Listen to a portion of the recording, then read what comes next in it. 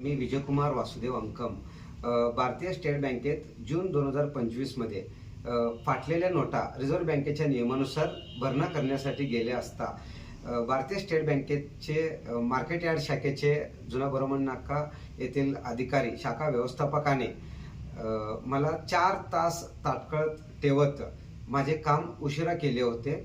मी 4 तासांचा हिशोब विचारण्यासाठी त्यांना लेखी पत्र दिले असता ते उद्धटपणे बोलून मला धमदाटी करून माझ्या विरुद्ध सरकारी कामात अडथळा आणल्याचा गुन्हा दाखल करण्याचा धमकी दिले होते आणि तेथील बँकेतील शाखा व्यवस्थापकाने सिक्युरिटी गार्डला बोलवून शटर बंद करायला लावून मला बंदिस्त करण्याचा प्रयत्न केले.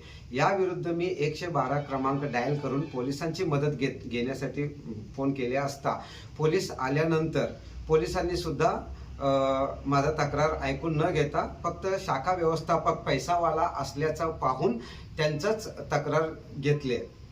याविषयी मी सूरज मुलानी यांच्याकडे तक्रार दिली असता त्यांनी कोणताही दखल घेतला नव्हता.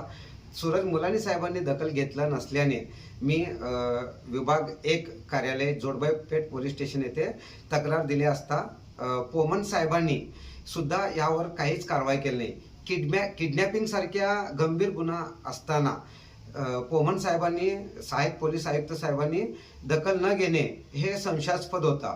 त्यांनी सीसीटीव्ही फुटेज सुद्धा चेक केल्याचे सांगितले पण ते अद्याप मला दिलेलं नाहीये आणि सूरज मुलानी यांचा विभागीय चौकशी सुद्धा केलं नाहीये. म्हणून संशय आल्याने मी मुंबई येथील महाराष्ट्र राज्य मानवी हक्क आयोग यांच्याकडे तक्रार दिली असता मानवी हक्क आयोगाने आपल्या सोलापूर येथील पोलीस आयुक्त साहेबांना एम राजकुमार साहेबांना पत्र दिलेलं आहे. 12 मार्च 2026 पूर्वी त्यांनी त्यांच्याकडनं रिपोर्ट देण्यासाठी आदेश दिलेला आहे.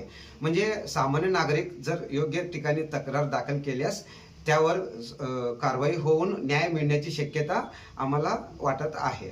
धन्यवाद.